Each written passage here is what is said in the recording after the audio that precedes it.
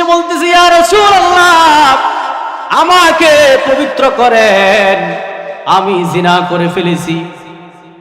আল্লাহর হাবিব সাহাবায়ে কেরামকে প্রশ্ন করেন, ও সাহাবারা, এই লোকটার মধ্যে কি কোনো পাগলামি আছে নাকি?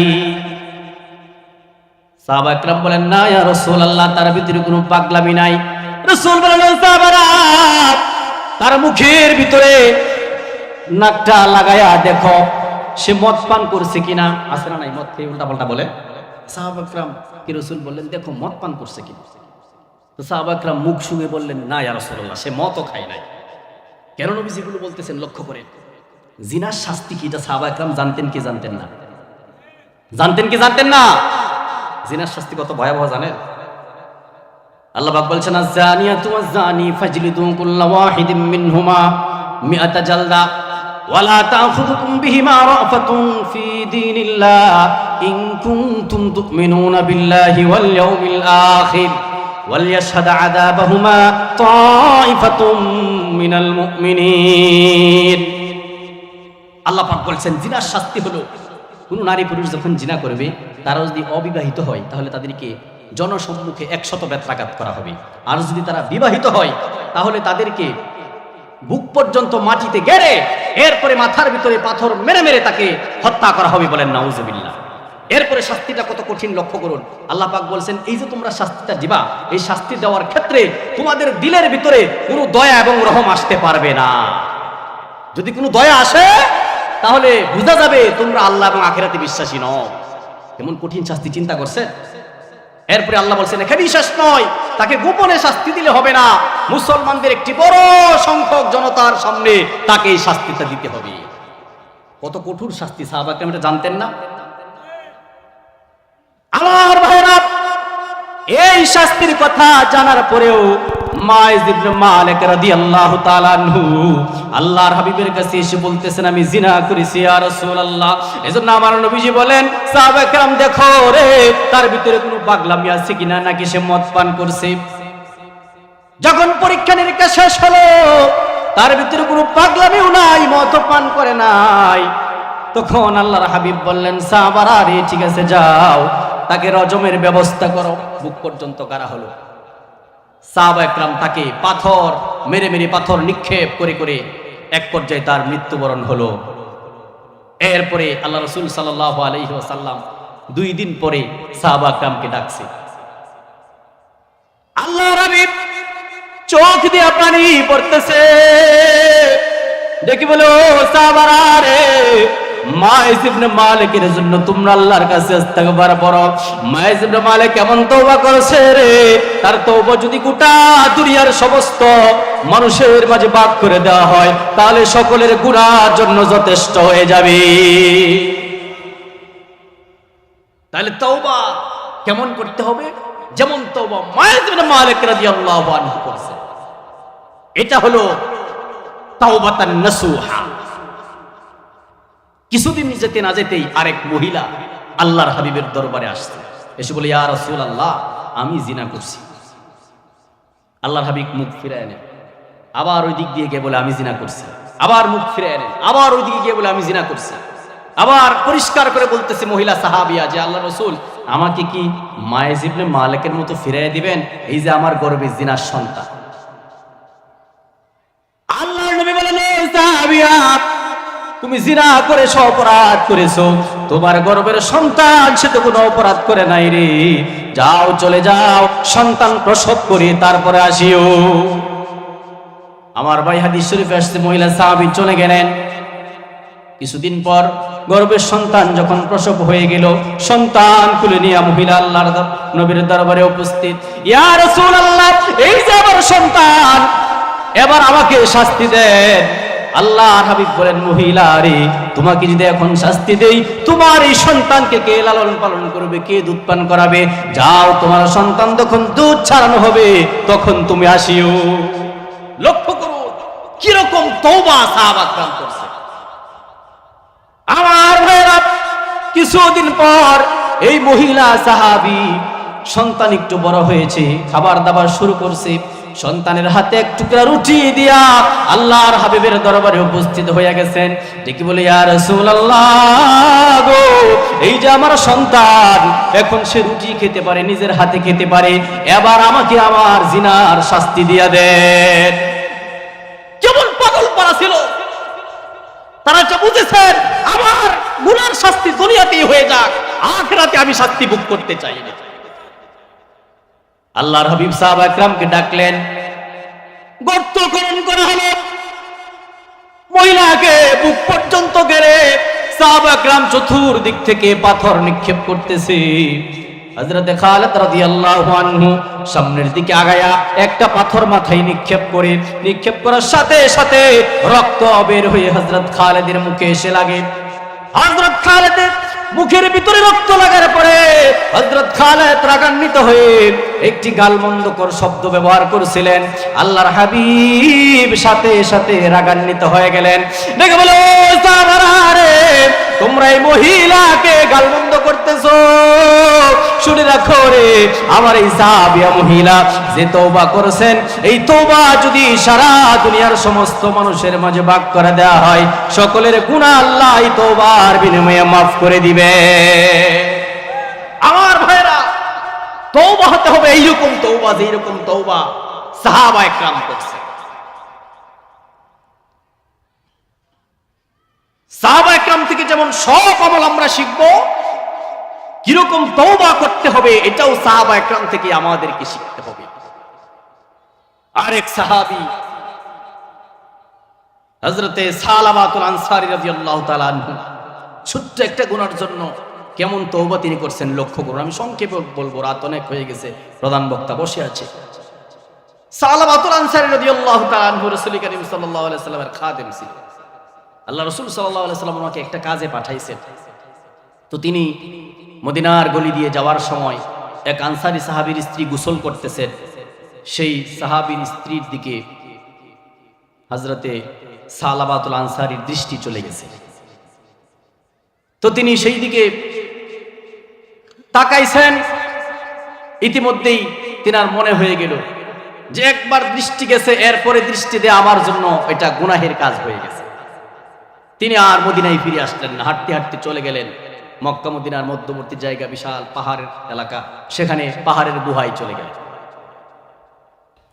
আলহামদুলিল্লাহ নাহমাদুহু ওয়া নাস্তাঈনুহু ওয়া নাস্তাগফিরুহু ওয়া নু'মিনু বিহি ওয়া নাতাওয়াক্কালু আলাইহি ওয়া নাউযু বিল্লাহি মিন শুরুরি আনফুসিনা ওয়া মিন সাইয়্যাতি আ'মালিনা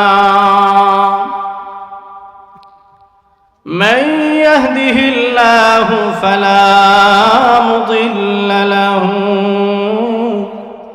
ওয়া মান ইউদ্লিলহু ফালা হাদিয়া লাহু ونشهد أن لا إله إلا الله وحده لا شريك له ونشهد أن محمدا عبده ورسوله الذي أرسله بالحق بشيرا ونذيرا وداعيا إلى الله بإذنه وسراجا منيرا أما بعد فقد قال الله تبارك وتعالى في كلامه المجيد والفرقان الحميد أعوذ بالله من الشيطان الرجيم بسم الله الرحمن الرحيم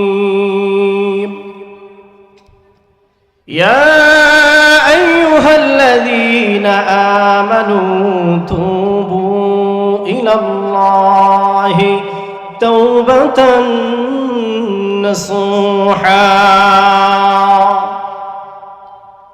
وقال رسول الله صلى الله عليه وسلم التائب من الذنب كمن لا ذنب له أو كما قال عليه الصلاة والسلام. সকলে মহব্বতের সাথে দুরূদ শরীফ পড়ি. اللهم صل على محمد وعلى آل محمد كما صليت على إبراهيم وعلى آل إبراهيم إنك حميد مجيد. اللهم بارك على محمد وعلى آل محمد كما باركت على إبراهيم وعلى آل إبراهيم إنك حميد مجيد. কুঠিবাড়ি কাচারি পানপাড়া জামে মসজিদের উদ্যোগে পঞ্চম বার্ষিক ওয়াজ ও দোয়ার মাহফিলে উপস্থিত সম্মানিত সভাপতি সাহেব, দূর দূরান্ত থেকে আগত হযরতে উলামা একরাম, আমার সামনে উপবিষ্ট ইসলাম প্রিয় মুসলমান ভাইরা, পর্দার অন্তরালের আবেদা সালেহা সম্মানিতা মা ও বোনেরা, মহান রব্বুল আলামিনের দরবারে অসংখ্য গণিত শুকরিয়া যে মহান রব্বুল আলামিন আমাদেরকে আজকের এই জান্নাতের বাগানে বসে কোরআন ও হাদিসের কিছু কথা বলা এবং শ্রবণ করার জন্য আল্লাহ পাক আমাদেরকে তৌফিক নসিব করেছেন। এই জন্য আমরা সকলেই প্রাণ খুলে মহান রব্বুল আলামিনের দরবারে একসাথে সমস্বরে কালিমাতুশ শুকর আদায় করি। সকলেই পড়ি আলহামদুলিল্লাহ। সম্মানিত উপস্থিতি, আজকে আপনাদের সম্মুখে আমি যে বিষয়টি নিয়ে সংক্ষেপে কিছু কথা বলার ইচ্ছা পোষণ করেছি, সেই বিষয়টি হচ্ছে তওবা।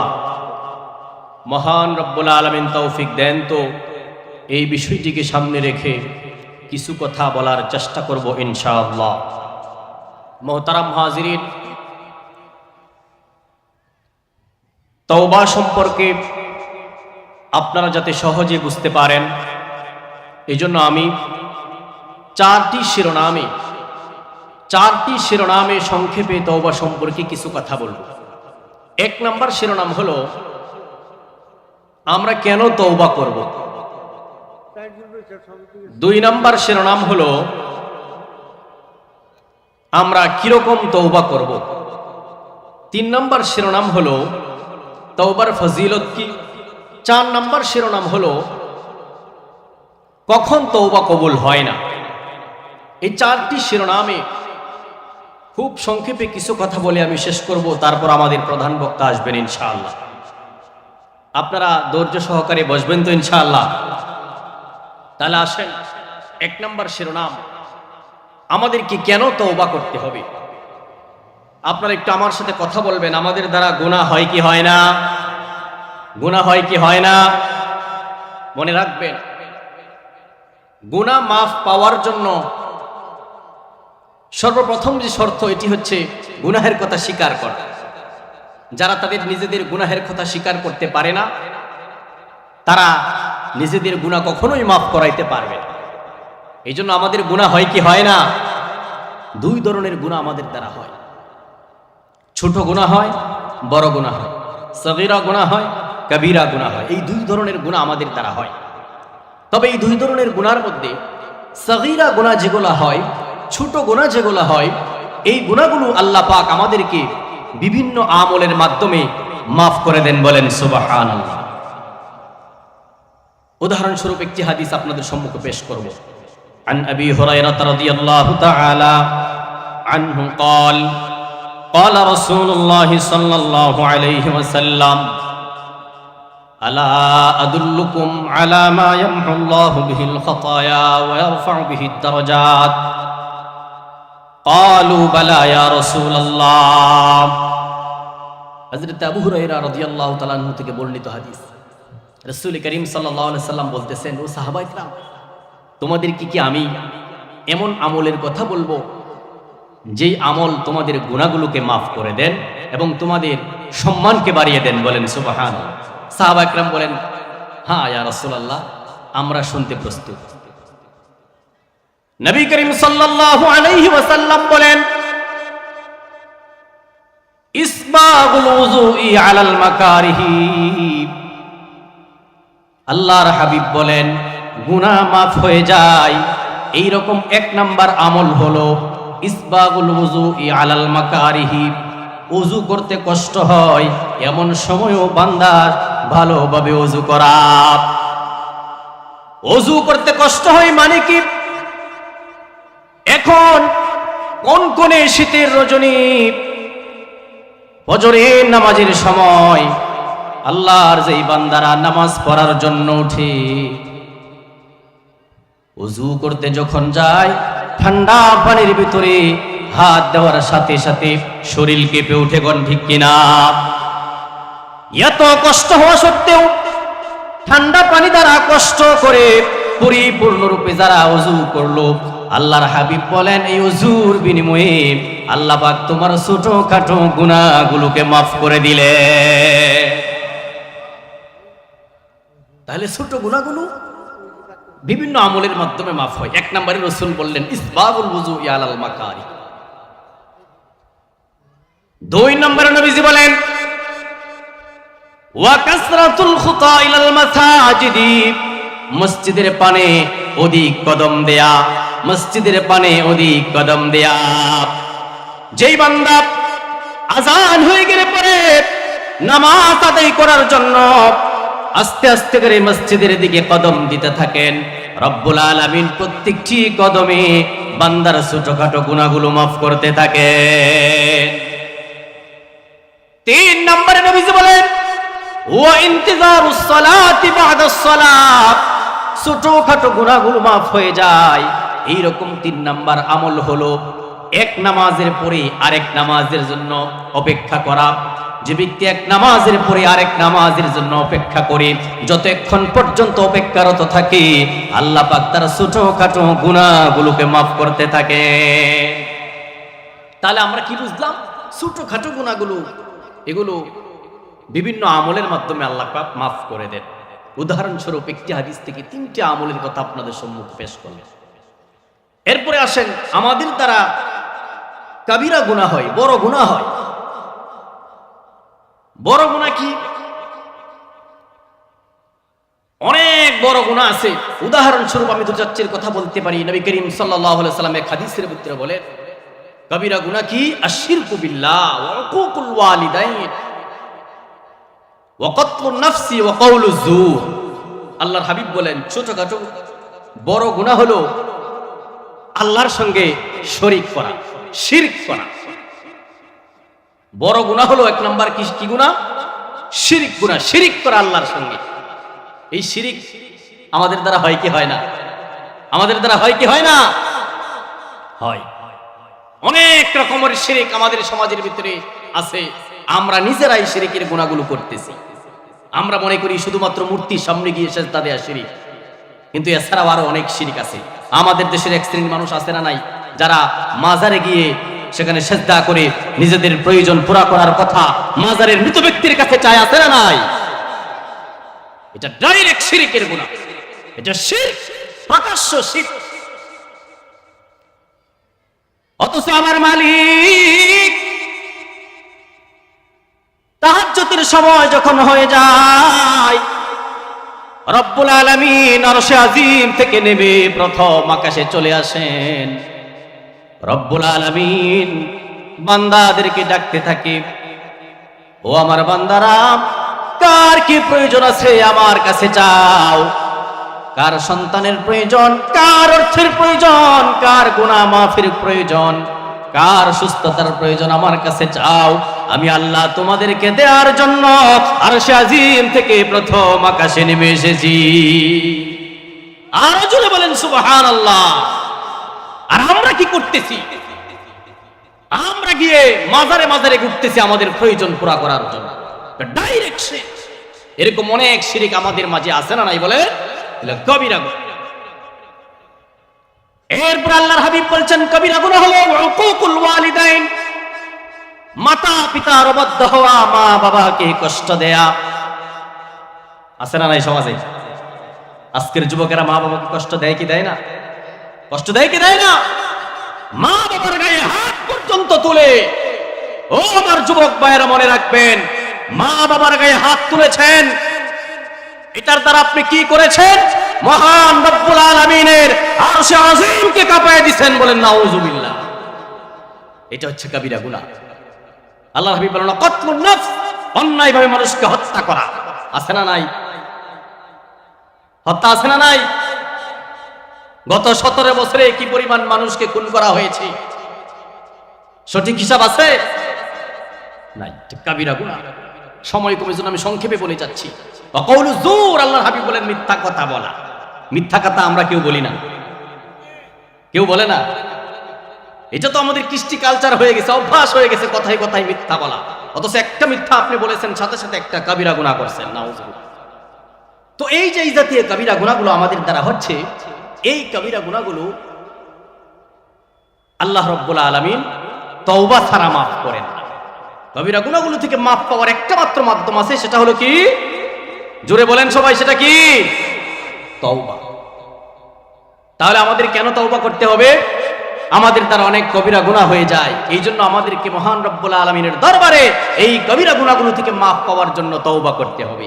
আর তওবা এটা অত্যন্ত গুরুত্বপূর্ণ একটি আমল, অত্যন্ত গুরুত্বপূর্ণ একটি আমল। নবী রাসূলগণ তওবা করছেন। বলেন নবী রাসূলদের কোন গুনাহ আছে? কোন গুনাহ আছে? আমার ভাইরা, স্বয়ং সাইয়্যিদুল মুরসালিন রাহমাতাল লিল আলামিন, যার জীবনে কোনো গুনাহ করেন নাই, আমার মালিক ঘোষণা দিয়ে দিয়েছেন, ও আমার হাবিব গো, আপনার দ্বারা যদি কোনো গুনাহ হয়ে যায়, আমি আল্লাহ আপনার আগে পরের সমস্ত গুনাহগুলোকে অগ্রিম মাফ করে দিলাম। আমার ভাইরা, আপনার আমার সেই হাবিব হাদিস শরীফের ভিতরে এসেছে, কম করে হলেও প্রতিদিন, কম করে হলেও 70 বার আল্লাহর দরবারে তওবা ইস্তিগফার করতে। আল্লাহু আকবার বলে। কোন গুনাহ যার নাই, তিনি যদি দৈনিক 70 বার 100 বার ইস্তিগফার করতে পারেন, তওবা করতে পারেন, তাহলে আমাদের কি পরিমাণ তওবা করা উচিত বলে। এই জন্য 1 নম্বর শিরোনামের কথা আমি বলেছি যে আমরা কেন তওবা করব। আশা করি আমরা সংক্ষেপে বুঝতে পারছি আমাদের কেন তওবা করা দরকার। 2 নম্বর শিরোনামে আসেন, কেমন তওবা আমরা করব। গুনাহ মাফ পাওয়ার জন্য কেমন তওবা আমাদেরকে করতে হবে। সুরের মতো তওবা করলে হবে বলেন? গুলিস্তানের মোড়ে পকেট মেরে ধরা পড়ছে, এরপরে জনগণ যখন ধইরা ধুলাই দেওয়া শুরু করছে, এখন বলতেছে আল্লাহ আমারে মাফ করে দেন, এইবারের মতো আমারে ছাড়েন, আর জীবনে চুরি করুন না।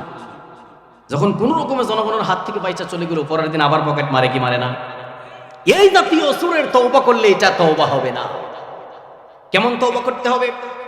আল্লাহ রাব্বুল আলামিন সূরাতুত তাহরীমের 8 নম্বর আয়াতে পরিষ্কার ভাষায় বলছেন।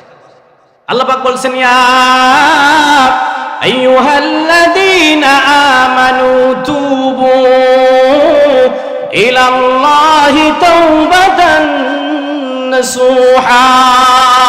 আল্লাহু আকবার। রব্বুল আলামিন গোটা দুনিয়ার সমস্ত ইমানদারদেরকে লক্ষ্য করে ডেকে ডেকে বলছেন, ও আমার ইমানদার বান্দারা রে, তোমরা তওবা করো। কেমন তওবা করবা?